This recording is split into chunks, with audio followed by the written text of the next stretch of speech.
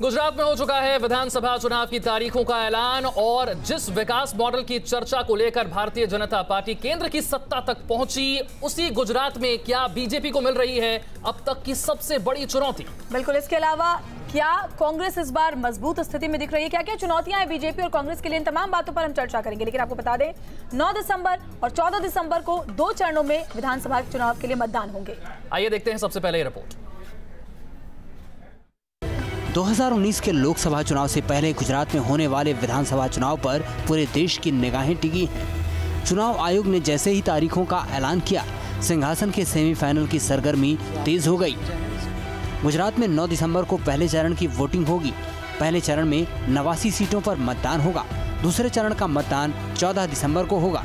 दूसरे चरण में 93 सीटों पर वोटिंग होगी, जबकि 18 दिसंबर को वोटों की गिनती की जाएगी। There are total 182 seats in the Assembly of Gujarat. The polling would be conducted in 2 phases. The phase 1 would consist of 89 assembly constituencies covering 19 districts out of the total 33 districts of the Gujarat state. As far as the second phase of assembly is concerned, it will consist of 93 assembly constituencies. And there will be 14 districts, and date of polling would be 14th December 17, which would be Thursday. Date of counting will be 18 December for both the phases. सूबे में निष्पक्ष मतदान के लिए चुनाव आयोग ने कमर कस ली है। मतदान केंद्रों से लेकर चुनावी रैलियों और उम्मीदवारों के चुनावी खर्चों पर भी चुनाव आयोग ने नजर रखने का फैसला किया है। आपको बता दें कि गुजरात में 50,000 से ज्यादा पोलिंग स्टेशन हैं।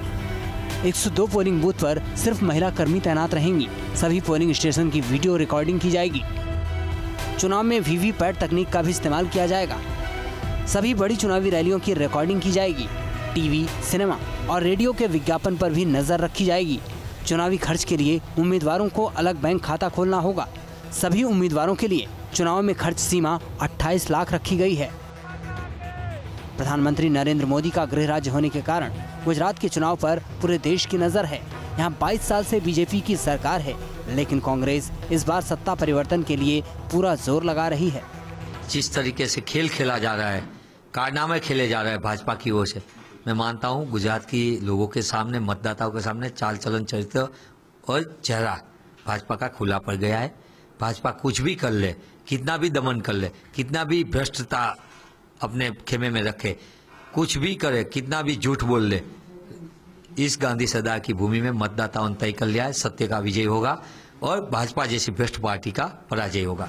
गुजरात में पिछले चुनाव के अंकगणित की बात करें तो विधानसभा की 182 सीटों में से बीजेपी ने जोरदार जीत दर्ज करते हुए 115 सीटें जीती थी, जबकि कांग्रेस को सिर्फ 61 सीटों से संतोष करना पड़ा था। वहीं अन्य दलों के खाते में 6 सीटें आई थी। 2012 के विधानसभा चुनाव में बीजेपी और कांग्रेस के बीच वोट प्रतिशत में भी बड़ा अंतर था। सूबे में बीजेपी 49% से ज्यादा वोट हासिल करने में कामयाब रही थी, जबकि विपक्षी दल कांग्रेस को करीब 40% वोट मिले थे। जाहिर है इन आंकड़ों से बीजेपी का आत्मविश्वास बढ़ा हुआ है और पार्टी को उम्मीद है कि अब की बार रिकॉर्ड और भी बेहतर होंगे। गुजरात में कांग्रेस जिस तरीके से ज्ञातिवाद, जातिवाद के आधार पर चुनाव में जा रही है, हम राष्ट्रवाद के आधार पर चुनाव में जा रहे हैं। ज्ञातिवाद, जातिवाद के ऊपर राष्ट्रवाद, और तोड़ने का काम नहीं, जोड़ने का काम हम करने के लिए निकले हैं। और सबका साथ सबका विकास, ये हमारा मुद्दा रहेगा। गुजरात में 4 करोड़ 30 लाख मतदाता हैं और कुल 182 सीटों पर उम्मीदवारों का मुकाबला है। इनमें से किस पार्टी को कितनी सीटें हासिल होती हैं, ये 18 दिसंबर को वोटों की गिनती के साथ ही पता चल पाएगा। भारतीय जनता पार्टी की साख की लड़ाई है, तो वहीं कांग्रेस के लिए साख वापस पाने की, यानी कुल मिलाकर लोकसभा का ये सेमीफाइनल देखा जा रहा है। प्रो जर्नलिस्ट अनूप यादव के साथ मोहित राज दुबे, न्यूज़ नेशन, दिल्ली। 22 साल सत्ता में रहने के बाद क्या इस बार सबसे बड़ी चुनौती मिलने जा रही है भारतीय जनता पार्टी को, और क्या कांग्रेस के पास इस बार एक बहुत बड़ा मौका है गुजरात में सत्ता हासिल करने का? आइए सबसे पहले जुड़ते हैं, हमारे साथ जुड़ रहे हैं कांग्रेस पार्टी से चरण सिंह जी, साथ ही साथ भारतीय जनता पार्टी से हमारे साथ हैं जफर इस्लाम साहब, राजीव रंजन जी हमारे साथ पटना से जुड़ रहे हैं, और साथ ही गिरिजा शंकर जी हमारे साथ स्टूडियो में यहाँ पर मौजूद हैं। पास के समर्थक जो हैं अतुल पटेल हमारे साथ जुड़ रहे हैं। जफर इस्लाम साहब, सबसे पहले आपके पास आते हुए आपके विरोधी कह रहे हैं कि इस बार भारतीय जनता पार्टी चुनावों में जाने से डर गई है, यही सोच रही थी कि जितना देरी से चुनाव की तारीखों का ऐलान हो उतना अच्छा, क्योंकि गुजरात में चाहे वो पाटीदार हो, चाहे ओबीसी हो, चाहे दलित हो, हर वर्ग ने अपना नेता चुन लिया है। और जिस विकास मॉडल को दिखाकर आपने केंद्र की सत्ता हासिल की, आज उसी गुजरात में आपको सबसे बड़ी चुनौती मिल रही है। आपका आत्मविश्वास गिर गया है।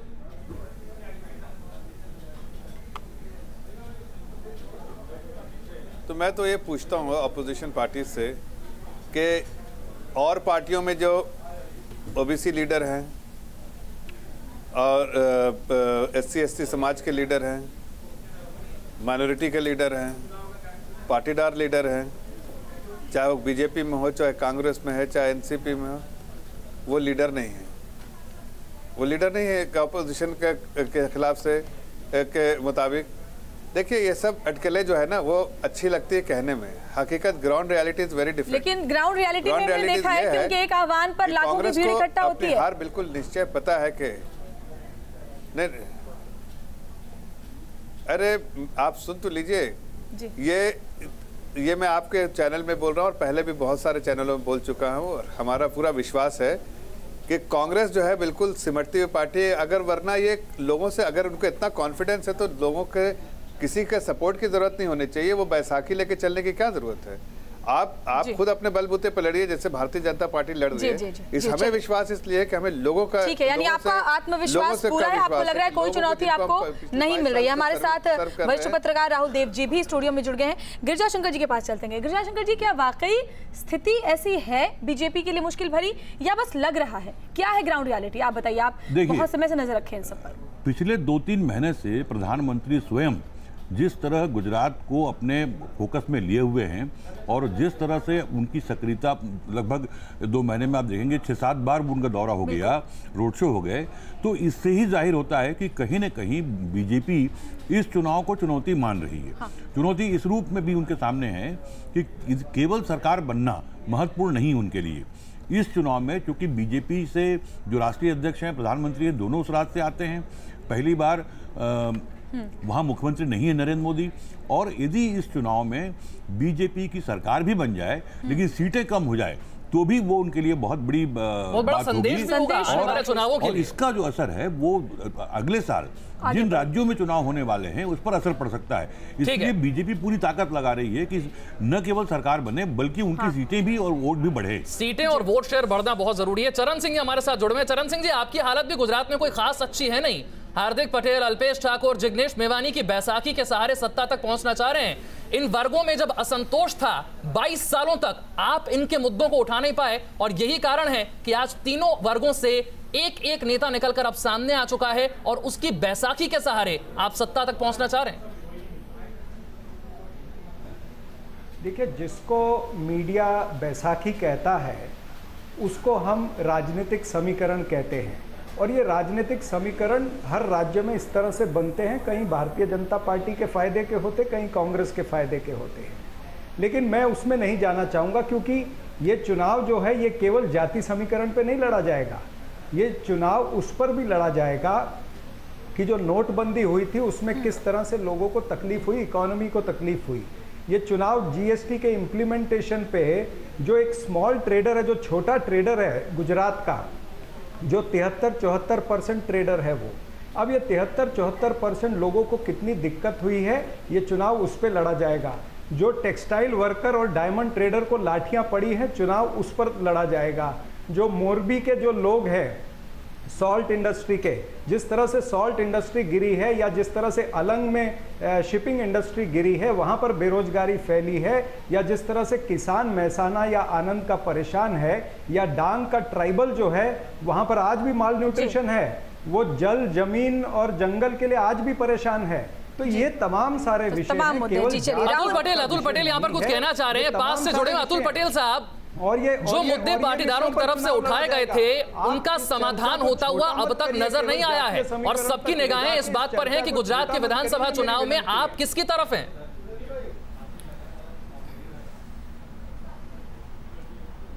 देखो, हमारा साफ रवैया है, हम बीजेपी के खिलाफ है और बीजेपी के खिलाफ ही रहेंगे, क्योंकि 9 पाटीदार जो हमारे शहीद हुए उसको आज तक न्याय नहीं मिला। और रही बात केस वापस लेने की, यहाँ के मुख्यमंत्री और हमारे उप मुख्यमंत्री नितिन पटेल को शर्म आनी चाहिए कि 3 बार बोल चुके कि हम केस वापस ले रहे हैं, लेकिन फिर भी हार्दिक पटेल और लालजीत पटेल के खिलाफ नॉन अवेलेबल वारंट इश्यू हुआ।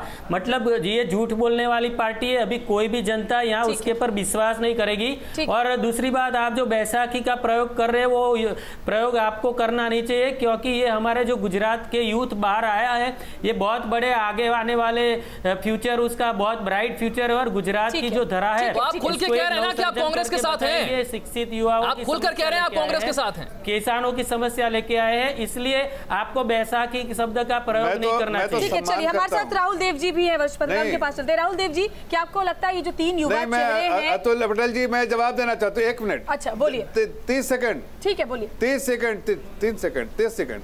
मैं सिर्फ इतना कहना चाह रहा अतुल पटेल जी को, देखिए मैं सम्मान करता हूं जो कि अपने अपने कम्युनिटी से लीडर है, अपने उनका मैं सम्मान करता हूं, लेकिन जिस तरह के भाषाओं का इस्तेमाल कर रही है कांग्रेस उनके बारे में, उससे साफ लगता है कि उनको वो सिर्फ एक बैसाखी की तरह यूज करना चाहती है, वो अपने सत्ते के लालच में, और आप उनके साथ वो लोग उसको कहीं ना कहीं एक तरह के विक्टिम बन जाइएगा। तो ये साफ दिख रहा है कि आप मोहरा की तरह यूज करना चाहते हैं। 22 साल से एंटी इनकम्बेंसी हम लोग की तरह यूज करना चाहते हैं, और ये नौयुवाओं को पता चल रहा है कि मोदी जी ने प्रचार प्रसार करके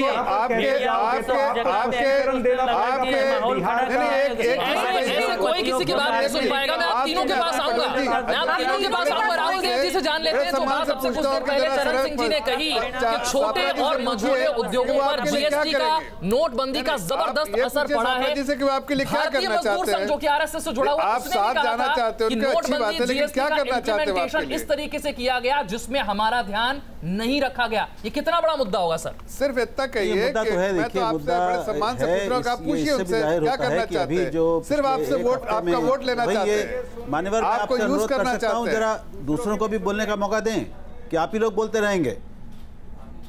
बोलिए सर, थोड़ा सुनने का भी धैर्य रखिए। देखिए, मुद्दा ये निश्चित रूप से है क्योंकि व्यापारियों को वहाँ पर छोटे और बड़े, खासतौर पर छोटे मध्यम व्यापारियों को दिक्कत बहुत हुई है। इससे जाहिर है क्योंकि पिछले 1 हफ्ते में जो कई घोषणाएं की हैं मोदी ने और वहाँ की सरकार ने, कई जो छूट दी हैं, उनमें एक बड़ा उनका लक्ष्य इस वर्ग को संतुष्ट करना भी रहा है। उसको भी छूट दी गई है, उसको राहत दी गई है। तो कुल मिलाकर समग्रता में अगर देखेंगे आप, तो मैं कहूँगा कि बीजेपी के लिए चुनौतीपूर्ण स्थिति ज़रूर है, लेकिन संकटपूर्ण नहीं है। ऐसा संकट नहीं है कि सरकार नहीं बनेगी, ऐसा मुझे लगता है। कांग्रेस के लिए ये चढ़ाई थोड़ी ज़्यादा तीखी और ज़्यादा खड़ी चढ़ाई है।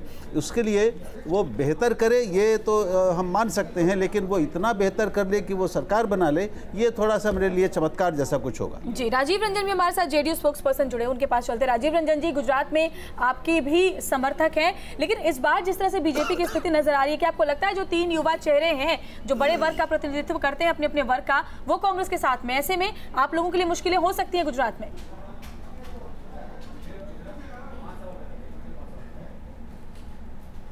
देखिए, सबसे पहले तो इन तीनों नेताओं ने अपनी जो कॉन्स्टिट्यूंसी बनाई है, उनका जो इंटरेस्ट है वो उसका कहीं ना कहीं कॉन्फ्लिक्ट दिखता है। जिस तरीके से आज आप ऊना के दलितों के उत्पीड़न के बाद जिस तरह से उभर करके आए जिग्नेश, और जिस तरह से पाटीदारों के आंदोलन की अगुवाई की हार्दिक पटेल ने, हाँ। और दूसरी तरफ अल्पेश को अगर देखेंगी तो 3 साल पहले वो एक मॉडर्न पंचायत का चुनाव हार गए थे, और उसके बाद उन्होंने ओबीसी कॉन्स्टिट्यूंसी को पूरी ताकत के साथ ऑर्गेनाइज करने का काम किया। लेकिन आज जो उनके जो लक्ष्य हैं उन तीनों के एक दूसरे के खिलाफ हैं। और जफर इस्लाम साहब हमारे साथ भारतीय जनता पार्टी से जुड़े हुए हैं। जफर इस्लाम साहब, आपने एक चुनौती जो है अपने लिए खुद ही खड़ी कर ली, क्योंकि आज से कुछ वक्त पहले तक कांग्रेस के पास चेहरे नहीं थे। आज आपने अलग अलग वर्गों में जो असंतोष पनप रहा था उसे देखा नहीं, इसलिए आज 3 युवा चेहरे ऐसे हैं जिन्हें कांग्रेस अपनी तरफ जोड़ने की भरपूर कोशिश कर रही है और उन तमाम वर्गों का साथ पाने की कोशिश कर रही है। 22 साल तक आप सत्ता में रहे, लेकिन इन वर्गों के असंतोष को आप भांप नहीं पाए। तो आज भी भांपने को तैयार नहीं है। देखिए, मैं जवाब दूंगा, सिर्फ 2 मिनट दीजिए। ऐसा नहीं कि सिर्फ ये यूथ है और बाकी यूथ उस कम्युनिटी से दूसरे पार्टीज में नहीं है। हमारे पार्टी में उस कम्युनिटी से बहुत सारे यूथ है, बहुत सारे पाटीदार से हमारे 20 MLA हैं। तो इस तरह से ये कहना कि सिर्फ यही रिप्रेजेंट करते हैं कम्युनिटी, इसमें कोई सच्चाई नहीं। दूसरी बात, हम कम्युनिटी से करीब है और कम्युनिटी की तकलीफ समझते हैं। अगर कोई इनको तकलीफ है तो एज ए परिवार की तरह हम उनके साथ रूबरू होकर उनकी तकलीफों का जो है समाधान निकालना चाहते हैं और निकालते भी रहेंगे और निकाला भी है। लेकिन ये कहना है कि कांग्रेस उसका फ़ायदा उठा रही है, तो कांग्रेस को बताना चाहिए कि क्या इनकी जो तकलीफ़ें हैं, क्या उसका क्या समाधान उनको क्या दे रहे हैं। ये तो कांग्रेस से सवाल मैं कर रहा हूँ कि चरण सिंह सापरा जी एक बताइए कि उनको कुछ डिमांड है, क्या आप पूरा कर रहे हैं उस डिमांड को, या आप उनके लिए क्या करना चाहते हैं, या सिर्फ उनको आप अपने फायदे के लिए एक्सप्लॉइट करना चाहते हैं। देखिए ऐसा आपने किया था उत्तर प्रदेश में। चरण सिंह जी, आप कहते हैं विकास पगला गया है, लेकिन प्रधानमंत्री एक के बाद एक जितनी सौगात दे रहे हैं, 350 किलोमीटर की दूरी उन्होंने 30 किलोमीटर कर दी, बहुत सारे उन्होंने तोहफे दिए गुजरात वासियों को। आपको नहीं लगता जनता पर इसका असर होगा? देखिए 22 साल ये सत्ता में रहे हैं और 22 साल में सत्ता में रहने के बाद भी इतनी सारी नाराजगी है लोगों में कि प्रधानमंत्री को 1 महीने में 5 बार गुजरात में आना पड़ रहा है। तो आप इससे 3 साल में हिसाब किताब मांग रहे हो मेरे भाई। और इतनी सारी स्कीम और इतनी सारी खैरात जो ये बांट रहे हैं, ये आखिरी में बांट रहे हैं। आप अंदाजा मत लगाइए, बताइए, निकल के आ गया जानना चाहती है विकास गांडो थे हो गए। बहुत झूठ बोला है। मुझे बोलने दीजिए ना जफर इस्लाम साहब, थोड़ा सा शांति रखिए, मुझे बोलने दीजिए। क्या है, जब ये जनता का स्लोगन है, ये कोई कांग्रेस का स्लोगन नहीं है कि विकास गांडो थे हो गए। हम तो सवाल का जवाब दे दें। पागल हो गया, ये जनता ने स्लोगन दिया। ठीक है, चर्चा को आगे बढ़ाएं, उससे पहले सुनते हैं गुजरात के मुख्यमंत्री विजय रूपानी का क्या कहना है। गुजरात में चुनावी तारीखों का ऐलान हो चुका है। इस पर चर्चा करने के लिए क्या कुछ मुद्दे रहेंगे भारतीय जनता पार्टी के, उस पर चर्चा के लिए हमारे साथ है गुजरात के मुख्यमंत्री विजय रूपानी। विजय भाई, चुनाव की तारीखों का ऐलान हो गया है, विकास के अलावा और क्या क्या मुद्दे लेके जनता के सामने जाएंगे? हम लोग विकास का मुद्दा ही मुख्य मुद्दा रहेगा। अगले भी चुनाव में हमने विकास का मुद्दे को लेकर ही चुनाव में हम लोग गए थे और जनता ने ये मुद्दा को स्वीकार करते हुए भारतीय जनता पार्टी को सत्ता सौंपी थी। दूसरी बात होगी, गुजरात में कांग्रेस जिस तरीके से ज्ञातिवाद जातिवाद के आधार पर चुनाव में जा रही है, हम राष्ट्रवाद के आधार पर चुनाव में जा रहे हैं। ज्ञातिवाद जातिवाद के ऊपर राष्ट्रवाद, और तोड़ने का काम नहीं, जोड़ने का काम हम करने के लिए निकले हैं। और सबका साथ सबका विकास, ये हमारा मुद्दा रहेगा। आपने जातिवाद की बात की, जाति को लेकर 3 बड़े आंदोलन हुए। एक नेता कांग्रेस के साथ जुड़ गए, दूसरे नेता की तस्वीरें वायरल हुई और जिग्नेश मेवाणी कह रहे हैं कि 85 से ज़्यादा बीजेपी की सीट नहीं आएगी। इन तीनों फैक्टर को किस तरह से देखती है भारतीय जनता पार्टी? नहीं, हमने लोग देख रहे हैं कि तीनों ने समाज के नाम पर बातें की। अल्पेश ने बोला था कि भाई मैं राजनीति में नहीं जाऊंगा, मैं चुनाव नहीं लड़ूंगा, मैं समाज के साथ ही रहूंगा। अब तो कांग्रेस में घुस गए, चुनाव भी लड़ने वाले हैं। तो समाज में ये सब एक्सपोज हो गए, समाज दुखी है। और मैं मानता हूं कि इस चुनाव में समाज उनका हिसाब करेगी। तीनों, हम तो पहले से कह रहे थे कि तीनों कांग्रेस के एजेंट हैं और कांग्रेस के साथ मिलजुल कर ये सब आंदोलन चला रहे हैं, गुजरात को डिस्टर्ब कर रहे हैं। आंदोलन में कोई मुद्दा नहीं है, ये सिर्फ बातें सब चल रही थी और लोगों में समाज के नाम पर युवाओं को उनकी लागणी, उनके साथ खिलवाड़ किया है। कांग्रेस और ये 3, इनको घेरने के लिए क्या रणनीति होगी भारतीय जनता पार्टी? हमें कोई घेरने की आवश्यकता नहीं है। हम पॉजिटिवली लोगों के बीच जाएंगे। गुजरात की जनता पर भरोसा है, वो फैसला करेगी। 150 या उससे कम? 3/4 मेजोरिटी, 150 से ज़्यादा सीट गुजरात की जनता देगी। जी बिल्कुल, मुख्यमंत्री का साफ कहना है कि 150 से ज़्यादा सीटें आएगी और विकास के मुद्दे पर ही गुजरात भारतीय जनता पार्टी चुनाव लड़ेगी। गांधीनगर से हितल खत्री के साथ पूराव पटेल, न्यूज़ नेशन। पाटीदार आंदोलन समिति के अतुल पटेल हमारे साथ हैं। उनके पास जाने से पहले राहुल देव सर और गिरिजा शंकर जी, मैं आप दोनों से एक कमेंट चाहता हूं, और कमेंट इस पर है कि गुजरात के मौजूदा समीकरण को अगर आप देखें तो बीजेपी और कांग्रेस से अलग होकर आप सत्ता हासिल कर लें, इसकी संभावना बहुत कम है। ऐसे में पाटीदारों के नेता, ओबीसी के नेता, दलितों के नेता जिग्नेश, हार्दिक और अल्पेश, इन तीनों के पास क्या कांग्रेस में इसके साथ जुड़ने के अलावा कोई विकल्प बचता है? और अगर ये तीनों एक साथ कांग्रेस में जाते हैं तो कांग्रेस के लिए क्या ये बहुत बड़ी चुनौती नहीं हो जाएगी कि एक साथ इन तीनों को संभालें जो बिल्कुल विरोधाभासी बातें कर रहे हैं? पहले किससे आप जवाब चाहते हैं? राहुल जी। अच्छा, देखिए, एक तो पहला विरोधाभास ये है इन तीनों के बीच में, हार्दिक पटेल पाटीदारों के लिए आरक्षण की मांग कर रहे हैं, अल्पेश ठाकुर पिछड़ों के लिए पिछड़ों के जो आरक्षण मिला हुआ है, उनके जो हित जुड़े हुए हैं, उनको जो मिला हुआ है, उसमें पाटीदारों को जो आरक्षण मिलेगा उससे नुकसान होगा, वो उसका विरोध कर रहे हैं। तो अब ये दोनों शक्तियां या दोनों ये एक साथ कैसे रहेंगे और कांग्रेस इन दोनों को एक साथ कैसे साधेगी, ये मेरी समझ में अभी तक नहीं आया, क्योंकि दोनों एक दूसरे का विरोध कर रहे हैं। उनके वर्गीय हित जो हैं वो टकरा रहे हैं एक दूसरे से, उनकी राजनीतिक मांग भी टकरा रही है। क्या कांग्रेस ने ये उनको आश्वासन दे दिया है, या कांग्रेस अभी खुलकर ये कहेगी कि वो पाटीदारों को आरक्षण देने के लिए तैयार है, क्योंकि उससे संवैधानिक प्रश्न पैदा होते हैं? तो और तीसरी चीज़, उससे संदेश क्या जा रहा है?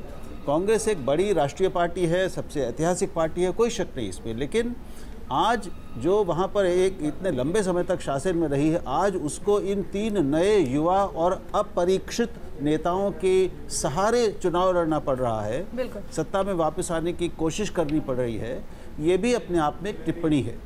तो क्या गुजरात की वो जनता जिसको ये जो गर्व करती है इस बात पर कि प्रधानमंत्री गुजराती है, वो अपने उस गर्व को और अपनी उस विशेष स्थिति को ठुकरा कर, इमोशनल उसको छोड़कर, अटैचमेंट भी है जी, उसको छोड़कर वो एक ऐसे गठबंधन को समर्थन देगी जिसका कोई नेता सामने नहीं है, जिसमें मुख्यमंत्री कौन होगा ये सामने नहीं है, जिसका कोई चेहरा सामने नहीं है, और अभी कोई एक चरित्र भी सामने नहीं आया। ठीक है गिरजा जी।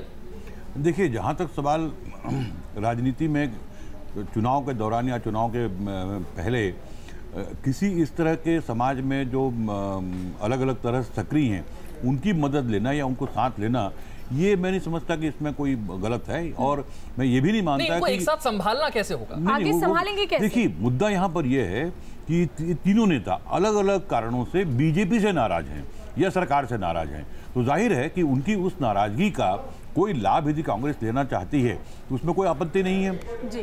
दिक्कत दरअसल ये है कि इन नेताओं के जो एस्पिरेशंस जुड़े हुए हैं अलग अलग समुदायों के साथ में, वो अब चुनाव के दौरान कितने जुड़े रहेंगे, और क्या ये तीन नेता ही कांग्रेस के या बीजेपी के या पूरे चुनाव के केंद्र में रहेंगे, ऐसा मैं नहीं मानता। बिल्कुल, वैसे भी सियासत में हमने देखा अलग अलग विचारधाराओं के नेता भी चुनाव लड़ रही है, आपस में मिल ही जाते हैं जब भी जरूरत पड़ती है। जी बिल्कुल, हमारे साथ अतुल पटेल भी हैं, पास के स्पोक्स पर्सन, उनके पास चलते हैं। अतुल जी, बीजेपी कह रही है कि आप अपने वर्ग के हित के लिए नहीं बल्कि कांग्रेस के एजेंट के तौर पर काम कर रहे हैं।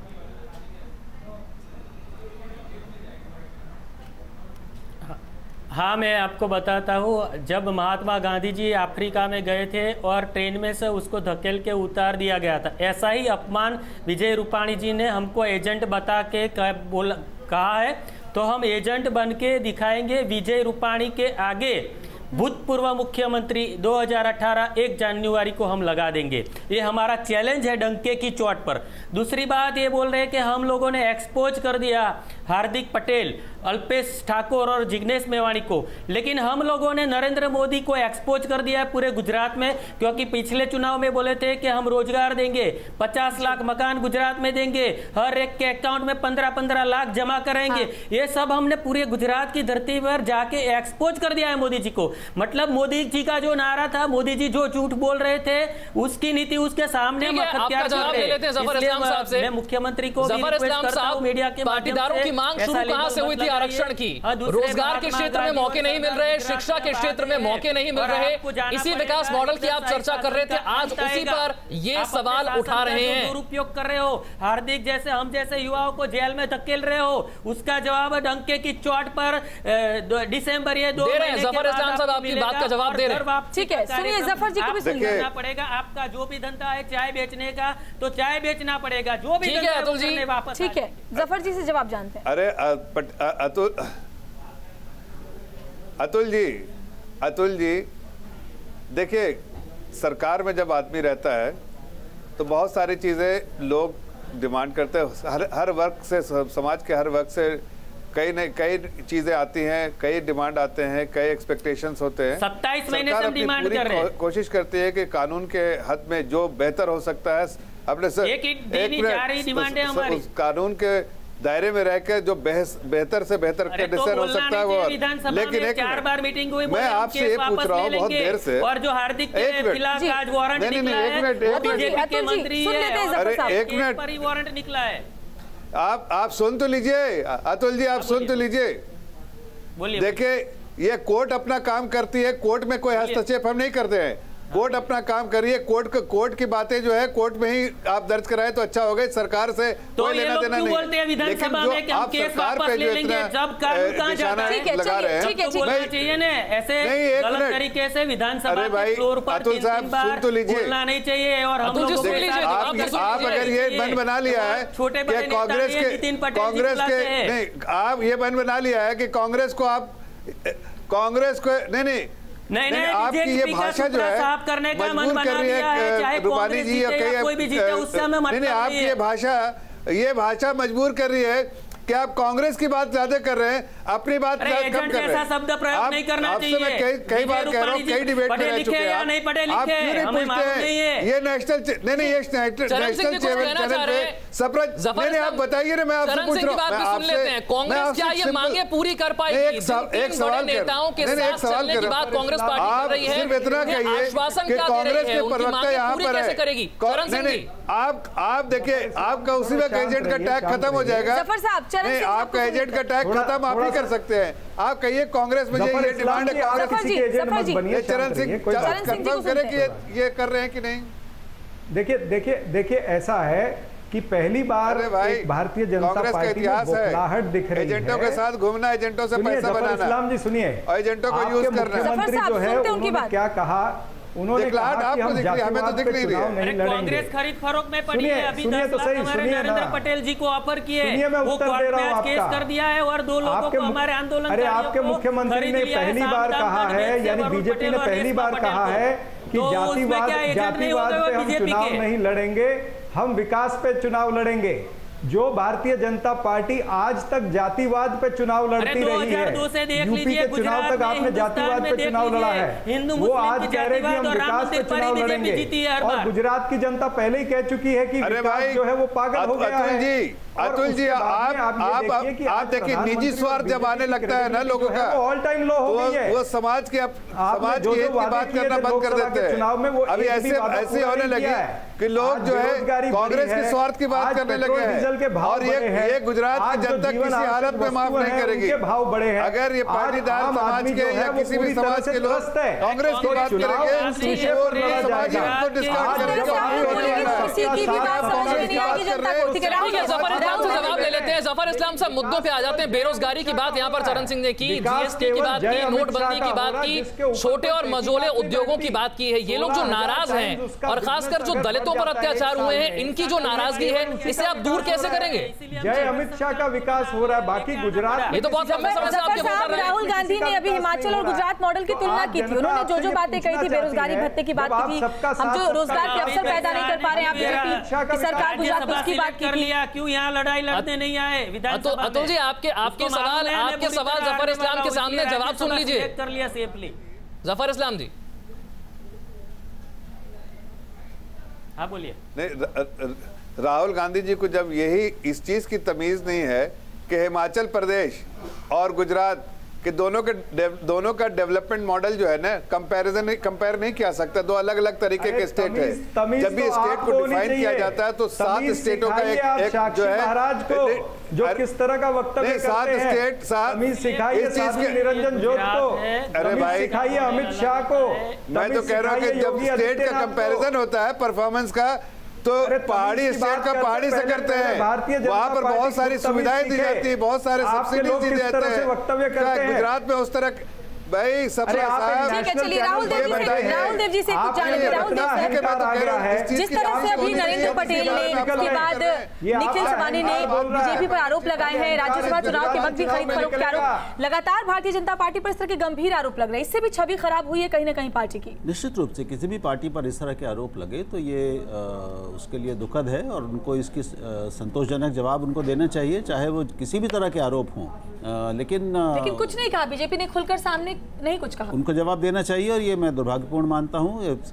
एक लोकतांत्रिक पद्धति में, परिस्थिति में, लोकतांत्रिक व्यवस्था में पारदर्शिता की और सार्वजनिक पारदर्शिता की और जवाबदेही की एक बुनियादी जरूरत है। और चुनाव के समय अपने मतदाताओं के सामने जवाबदेह होना किसी भी गंभीर आरोप के प्रति, ये हर पार्टी और नेता की एक नैतिक जिम्मेदारी है। उनको ये नैतिक जिम्मेदारी निश्चित रूप से निभानी चाहिए। ठीक है, राजीव रंजन साहब, जो social media Bharatiya Janata party के लिए सबसे बड़ी ताकत बनकर उभरा था 2014 के चुनाव में, आज स्थिति यह है कि दलितों पर जो अत्याचार होते हैं उसके बाद सोशल मीडिया कैंपेन चलाया जाता है, मूंछों के साथ फोटो डाली जाती है और तरह तरह की बातें लिखी जाती हैं। आज वही सोशल मीडिया सत्ता में आने के लिए सबसे बड़ी मुसीबत बन गया है।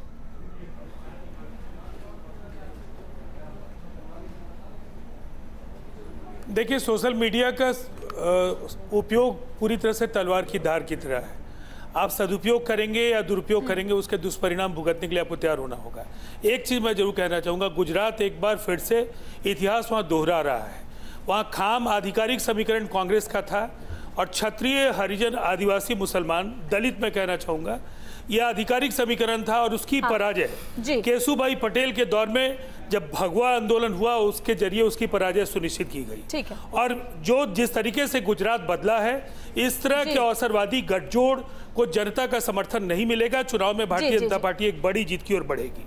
चलिए, इनका कहना है कि भारतीय जनता पार्टी जीत की तरफ बढ़ेगी। विधानसभा चुनाव की तारीखों का ऐलान हो चुका है, तैयारियां दोनों तरफ से की जा रही हैं, लेकिन गुजरात की जनता किसे सौंपेगी सत्ता, ये देखना दिलचस्प होगा।